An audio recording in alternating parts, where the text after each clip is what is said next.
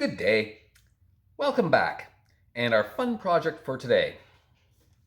I've inherited a bunch of these things. They are old nicad drills.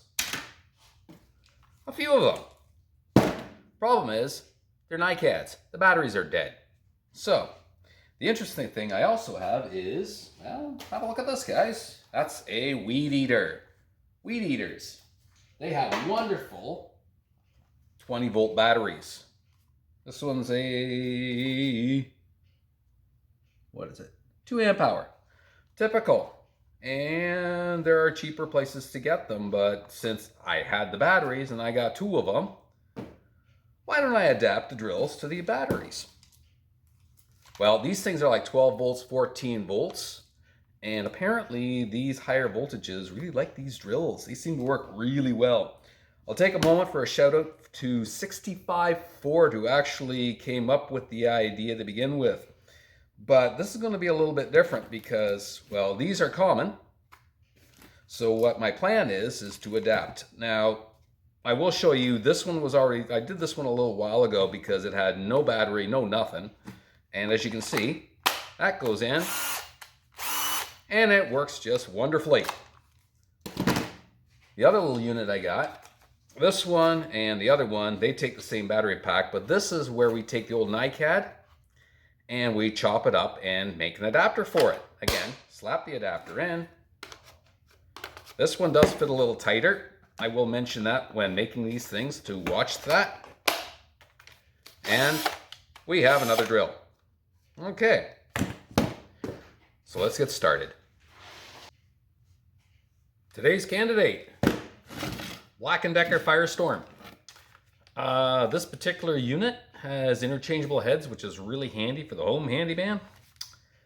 And this is actually going to my son-in-law, and I got this for him because it got inherited. He tried it out and discovered battery dead, so that's what we're going to fix today. All right, this is the battery. And one of the things we got to figure out is what terminals do what. I've noticed there's a thing in here and a thing on here. It looks like there's 4 terminals on it. And since at first glance, don't know which does what, we're going to tear it apart and see what we got.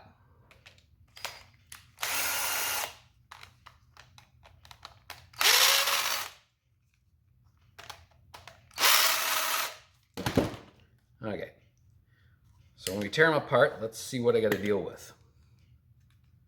All right. Now, spoiler alert, I've already had this apart before, so I kind of know what I'm getting into, but if you're doing this, you might not know what you're dealing with. So just be careful and watch what you're doing. This thing actually does slide out. And we can see where we've got 2 wires, battery. It's a pretty simple device. So we just got to figure out which ones do what. Inside, we got 2 little terminals in there to fit with. Now, these little wires that I made up, just basically use some speaker cord wire and some connectors I had lying around. And what this is a test cord. Because before you even attempt to do anything, you gotta make sure it works. So half the trick is trying to put these things together. And they're insulated on there so they don't contact. And it's important that they don't contact when you're playing with these batteries, because I've learned the hard way is if you short them out, it will be bad. That will actually kill your battery. Stick around to the end of the video. We'll talk about how to fix one of these things if you do screw them up. Anyways, the idea here is carefully, without shorting, connect it. Because you try the thing out first. Because, oh no, it's not working. Now, a couple of reasons why.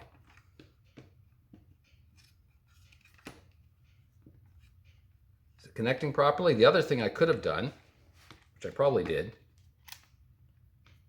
was hook them up backwards. Because some of these drills, if you hook them up backwards, they don't work.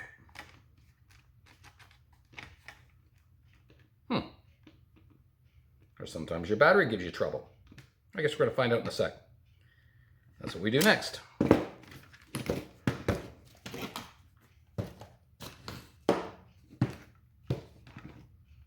Okay, get our connections in. I think this one's going to be positive. We're going to find out in a sec.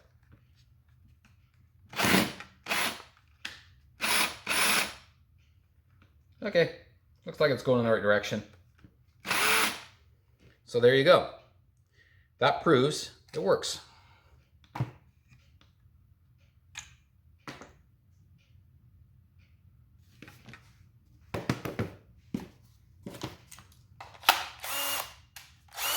Okay.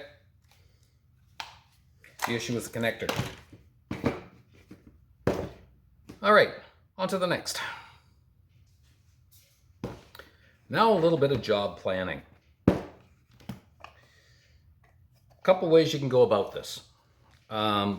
These things are held in by clips that just kind of pop in and they clip like this.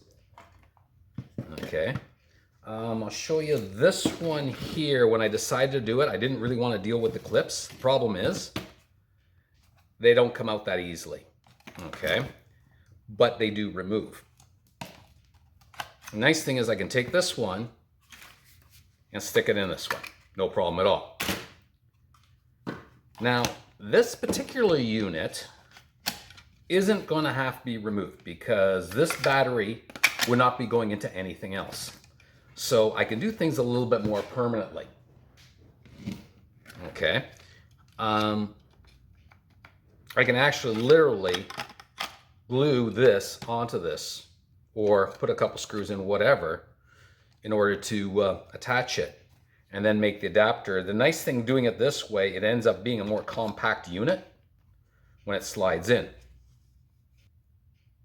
Now, you guys out there who like to build models, especially scratch building, I think are going to appreciate this one. These are little bits and pieces of leftovers. This is all ABS plastic. And where I got it from was an old treadmill I tore apart, where you get lots of big pieces.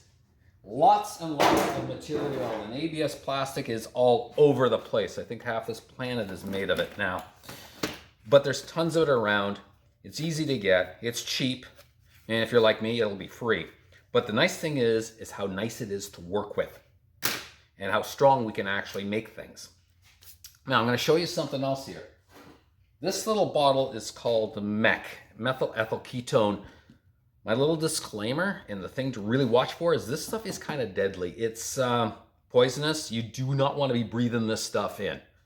So what I usually do is I decant it into a little vial, and I use a little syringe for application.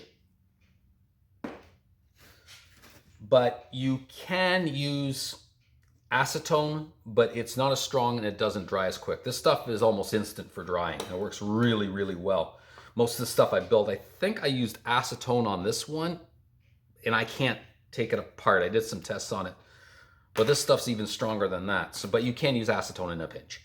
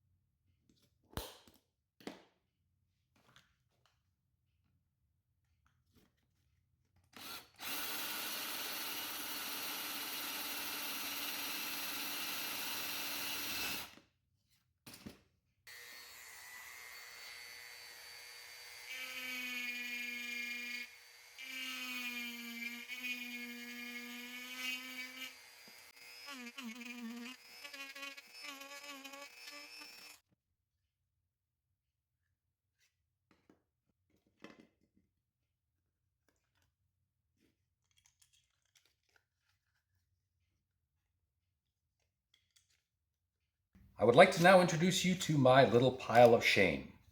That one and that one. This little unit works great for this battery. Now here's a lesson for you guys. If you're gonna do this, make sure you have the exact battery you're actually going to use. Figuring, oh, they're both, well, this is a Mastercraft, this is a Yardworks. Oh, they're the same, right? Totally different. DeWalt ones, a lot of these, they're very similar. They all lock in the same. They still got the same sort of pins, same sort of slide mechanism, but they're different, which means they're not going to be compatible. The nice thing is, if you're doing this and you have different units that fit in here, for example, if I wanted to make one of these to fit, I can make an extra one of these to actually fit this battery as well as this one. All kinds of interchangeability that way. But since he doesn't have mine and I now have his, this is what I got to make fit. So I ended up, keep this for later, making one of these. The idea being is this unit would fit in like this. I got part way into it. And then I realized when I clipped it on, where it's going to clip, this is why you check fit everything. I got a fair bit more gap there than I really want. And more importantly, watching your structure, that is not very thick in there. And I'd be worried about the strength dealing with that. So, next one, more meat there. And as it clicks in, it's going to sit there. So that is a much better unit. Anyways, nice thing about plastic, it's free and it's just a question of time. And this is part of the process of designing and building stuff on the fly. This is when you got no prints and you're just kind of winging it. I need a tab for actually that holds onto the spade connectors that are going to go in there. And I might need to be thicker, but I just realized something. That I'll shave this down a little bit, make it fit, but the problem is the amount of strength, because as you're shoving this thing in here, and if it's just got a little glue area in there, that's going to break off easy. The thing to remember with glue, and if you've got a large bearing area when you're with glue joints, you got all kinds of strength. But if it's just a little bit, it'll snap off in a heartbeat. Take the opportunity to show you something on this one. You'll notice when I made it, I originally had that little tiny piece in there as a flange, and that broke off real easy because there's very little area where the glue's sticking to. I made up this as a reinforcement, very large glue area, and that thing is not going to break. I could drop it a few times. In fact, I broke it the first time because I dropped it and realized, hey, that's not strong enough. So that's why I made this piece around it to actually strengthen it, and now it's fine.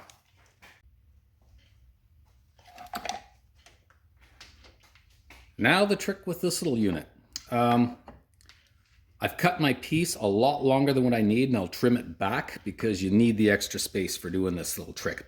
So, heat gun, and I made up this thing ages ago, and all it does is direct the air. How'd that get in there? Direct the air through the slot to actually localize it right where I want it. And then the whole idea is I'm going to drop this thing down and bend this. That's the plan.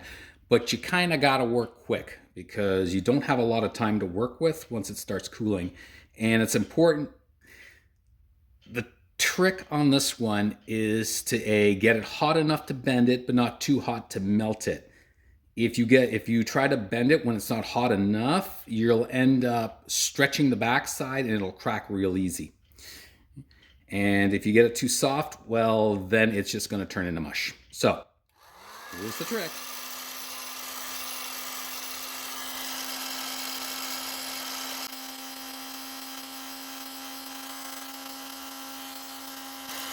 It's best if you can do both sides if possible.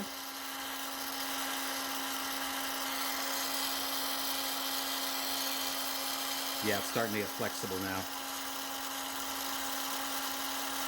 Well, you can just start to see it distort.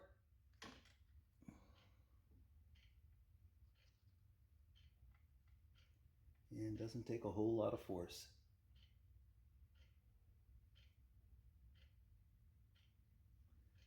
Note that the metal will cool it a lot quicker, so it'll dissipate the heat from the plastic. Yeah, see, I could have gone a little bit further than that. So, let's try it again.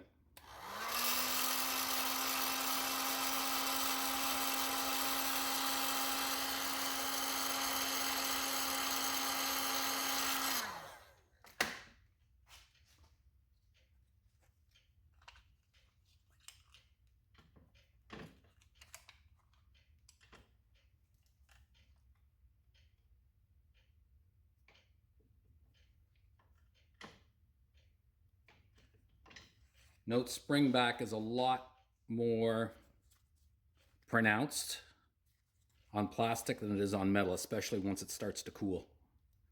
All right, I could get a little bit closer, but I'm going to pick it. You see how it's starting to turn white? That's not a good thing. That means I'm starting to stretch the material. And that'll be actually a potential point for crack. But you know what? We got time. Let's do a little bit more.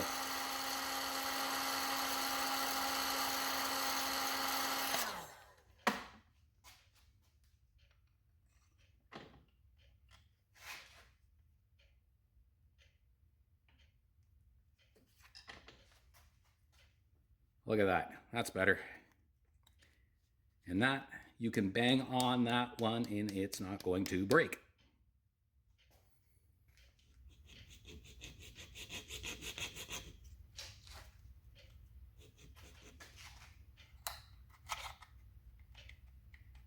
I did a little bit of not very exciting measurement off camera, and basically to see where the holes are going to be, and that's where we're going to put our little spades. See, they line up this way, and importantly that they also, this thing sits down in, line up with that. The idea is that the spades line up with the receivers that go in here. Here. That's how that's going to fit.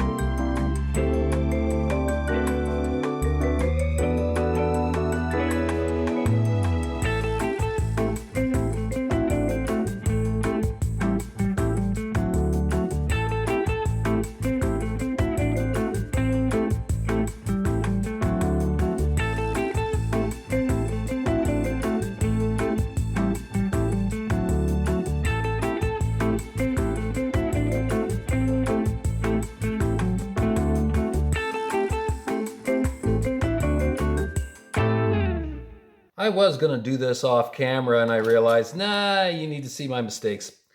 Turns out don't ask me how I screwed up in the calculation, but that notch was not going to be where I wanted it to be. It's actually off an eighth. The nice thing is, the fix is easy. I just got to Dremel it out. It'll be fine.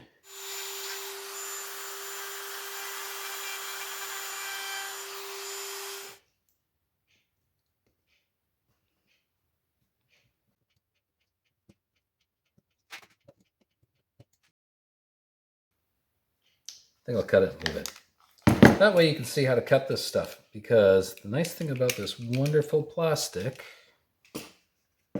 is even though it's glue, there's a good chance I'll be able to slice through it.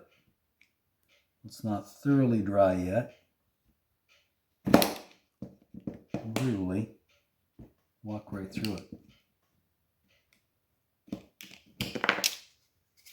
So now I can go ahead and move this thing back up where I want it, which is up to here.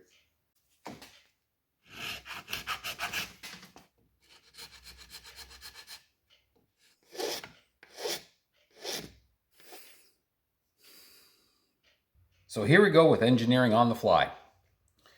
I had this leftover piece and I thought, I need a cover for here, so I know, I'll just cut it off, put it on there, and then realize something. I still got to cover the screws up, so I thought, well, the spade's on here. So I thought, that's not going to work as planned. Instead of trying to make a piece for it, I just make up a new one. And that'll fit over top of that. That slides in, there we go. Okay, the wires, that sits pretty solid, so I can get away with just putting one screw through here and basically holding it on. Now, for this gap, I found a piece of the material that's actually a little bit thinner, and you'll notice it's flexible and bendable.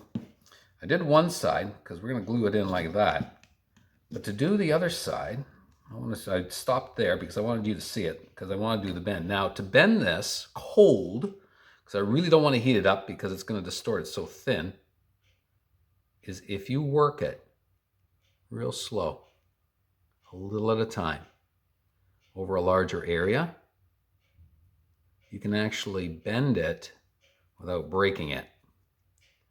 If you get too rammy all at once cold, yeah, it's not going to be good. But that, and the nice thing is I don't have to get it right now, perfect, and you'll see why in a minute when we start actually attaching it.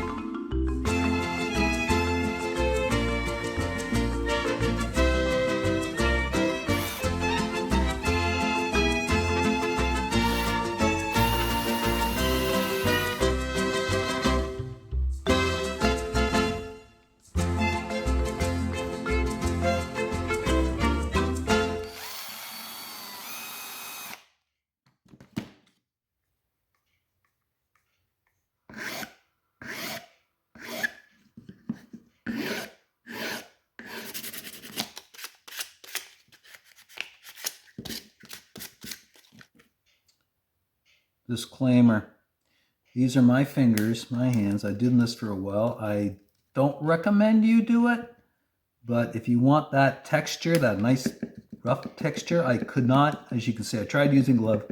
I could not find anything that works as well as the human finger.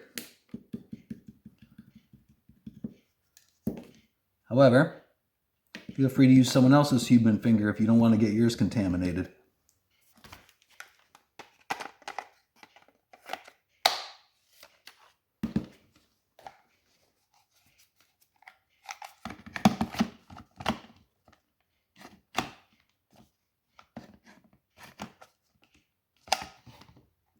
Ah, Just thought it was this. These little tabs in here. They're causing me grief as well. A little bit, hold it this way, and most of that has got to go out. I'll notch that and then see if it works again. Alrighty, so let's have a look what we did here. That was the culprit. I had to cut notches in here, and now, I figure out where I put it, the battery, now it snaps right in and works. Good timing because the owner of this drill is Jamie. Hi, Jamie. Hi. So he gets his drill back, and now he can still run a weed eater and a drill and all the other little attachments we could put. It's kind of a neat little unit because you pop these out. Hey, Charles, you want to pass over one of those? Anyone? Perfect. You can even put it into jigsaw. It was a really neat design that they had. And it's good for Jamie because that way he's got a whole pile of tools now. And oh, it loves these 20 volts. Anyways, this is the mission accomplished. So hope you guys liked the video. By all means, like and subscribe if you did. Thanks again for watching, and we will see you on the next one. Bye for now. And now for a little bonus feature. So if you make the same oops that I did and accidentally short the contacts and basically fry your system, the fix on this particular one wasn't too bad. What they have in here is what looks like an automotive fuse. The problem I had is the way it's soldered. The solder itself was, my soldering iron wasn't hot enough to actually melt the solder. So what I did was I cut off what was left of the fuse and left a couple tabs sitting out. And I took an automotive fuse. This one's a 30 amp, whereas the original was 40, but it still works. I got lucky. And the other thing I had to do is bend it over. And if you can see, grind a little bit off the surface here in order for it to sit down a little bit. But now I got a 30 amp fuse, and I now fixed a kind of expensive battery. So I'm kind of happy with that one, but if it ever blows on you, that's the culprit to look for. And if it's burnt, well, you can see the burn mark in there. That'll tell you. Anyways, hope that helps you.